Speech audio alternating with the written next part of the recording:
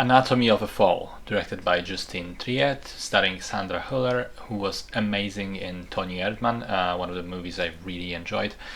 This film has already had awards buzz written all over it since winning this last year's 2023 Cannes Festival. It's a courtroom drama that begins in a small French mountainside village when a visually impaired boy comes back from a walk with his dog and finds his father dead on the snow next to the house.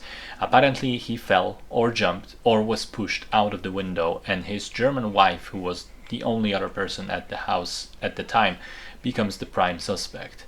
What follows is a trial which will uncover a lot of unspoken issues about this family and will also heavily involve the boy, Daniel, as a key witness, meaning he has to suddenly confront a lot of adult things that he may be unprepared for. So I really like this film. I think it's an incredibly mature, intelligent movie that uses an interesting premise to explore several different themes, and all of them rather well. It's partly about marital problems, about the gradual dissipation of feelings and growing resentment that couples can experience. It's about how often these issues are unspoken and hidden under the surface and sort of not made public. It's about depression and feeling inadequate and being unable to deal with those feelings and this reality. It's about how these things can warp and change the outside perception of a relationship when they become known. A question is raised whether arguments and disagreements are a normal thing in a marriage, whether judging an entire marriage through the lens of a singular conflict is fair. And finally, it's also about being forced to grow into adulthood almost on a dime, very suddenly as a young boy, about coming to the realization that all of these different problems that your parents have been experienced and dealing with, and the fact that you didn't know about those problems, and by extension the fact that your parents are actually brutally human and flawed.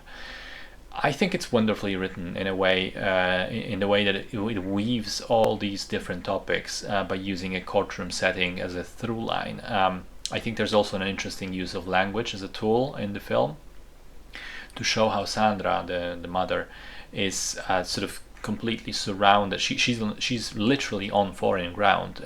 She's surrounded by all these justice system representatives, where everyone around her speaks French, and she has to use English to properly express herself. English, which isn't even her first language. The performances are phenomenal. Both Sandra Hüller and Milo Machado Graner, don't know what the pronunciation is. He plays the son. Both of them are incredible. I was also impressed with how much Samuel Thais was able to do with essentially just 2 flashback scenes. Very memorable, small performance. And the film is also really competently shot. It often uses framing and shot composition to subtly add to the story more and more details. And also, not to spoil anything, I really liked the ending and the point that the main character makes following the judge's verdict, where she says it feels weird because it's just over suddenly, and she's left there to pick up the pieces of her life and to still deal with the fact that her husband is now dead. It's a very interesting film. It may seem slow to some, especially as it runs for 2.5 hours, but it is quite gripping and satisfyingly smart.